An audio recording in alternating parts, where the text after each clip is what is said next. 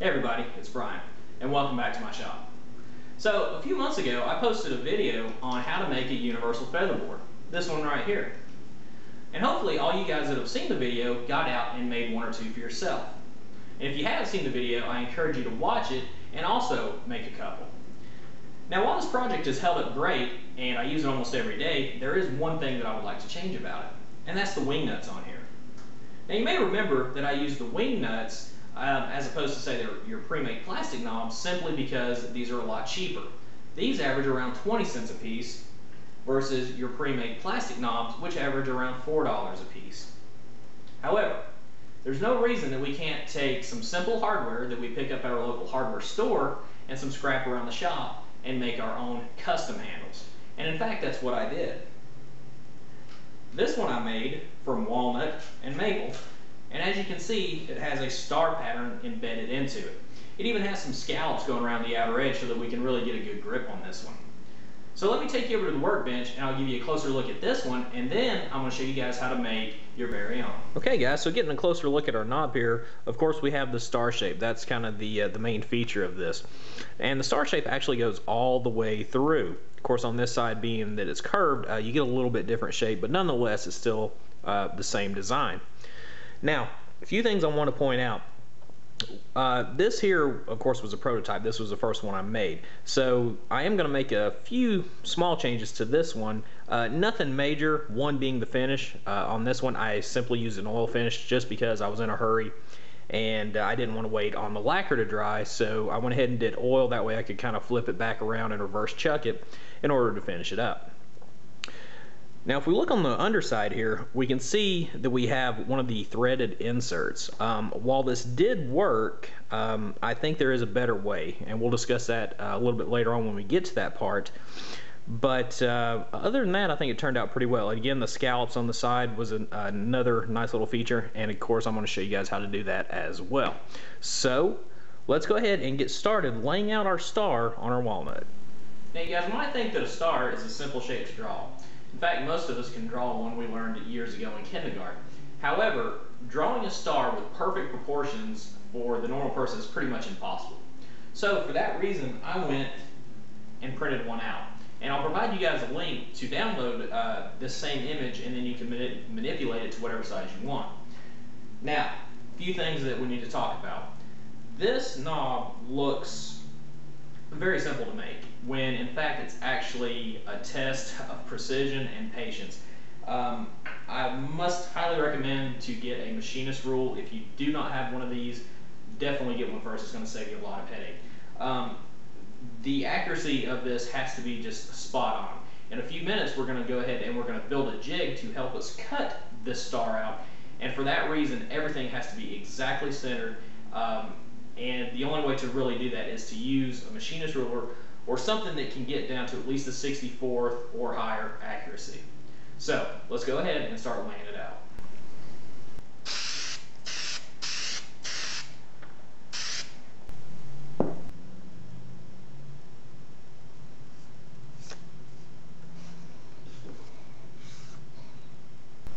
So with a little bit of spray adhesive, I simply put our pattern down onto our walnut stock.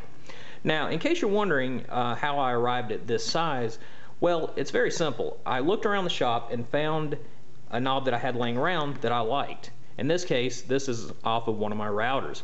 Now, this one fits my hand very well. Another thing that's important to look at is the clearance between the edge and essentially where your fingers are going to grasp underneath. You want to make sure there's clearance so that when you are tightening it down, your knuckles aren't going to be dragging or rubbing whatever it's coming in contact with.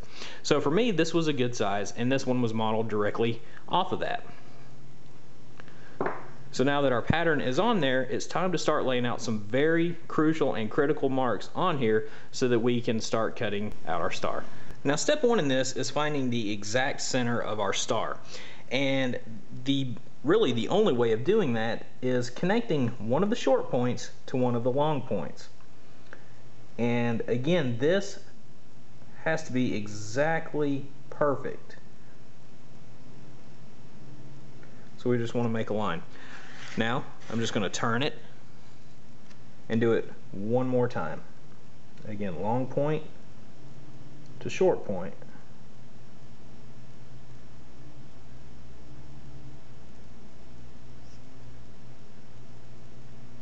Okay. Now traditionally I use a mechanical pencil to do all my layouts with. However, I found that the lead on that was still a little bit too wide for this.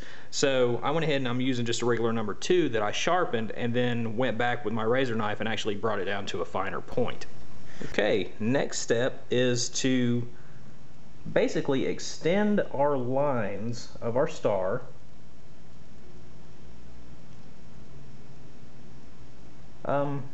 maybe an inch or so. I know I'm going a little overboard here, but we're going to cut it off anyway, so it's not really going to matter. And on one of them, the first one, what I want to do is draw that line straight across, essentially connecting these together. The others, we don't necessarily have to do that, and in fact, I don't do it simply because it can get a little confusing. Before long, we're going to have quite a few lines on here. So I'm just going to work my way around, extending those lines. So now what we want to do is we want to go back to the first line, the one that we drew straight across. And what we have to do is get a very accurate measurement from that line to the center where these two lines intersect. And the way that I do that is I bring down my ruler, and using the 1 inch mark, I'm using it kind of like a little square. I want to line up the 1 inch on this side and also on the bottom here, and then measure to this intersection. And again, this is where a machinist rule pays off, because where I'm at is actually 21/64. Write that number down, you'll need it here in just a moment. Now there's one more step before we can start cutting and drilling on this, and that's to lay out a circle around it. Now, using a compass, of course, we're going to draw our circle. Now this is going to do two things for us. One, of course, it's going to help eliminate some extra material. Secondly, it's going to put an indentation right in that exact center, and that's very important because we're going to go over to the drill press and drill that out, and having a good starting point is really going to help us out later on.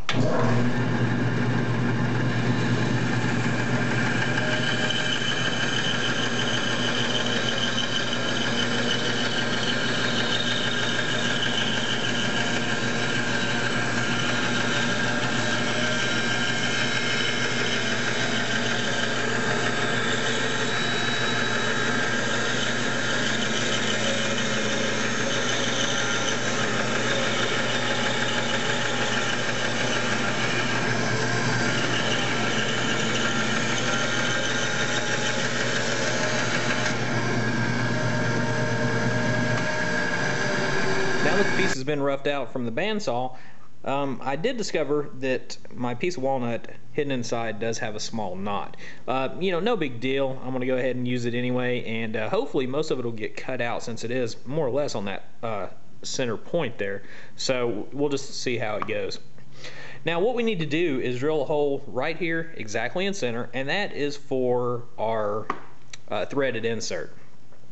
So on the first one, the prototype, what I used was a threaded insert like this. I use these quite a bit, and they work really well. Here's the problem.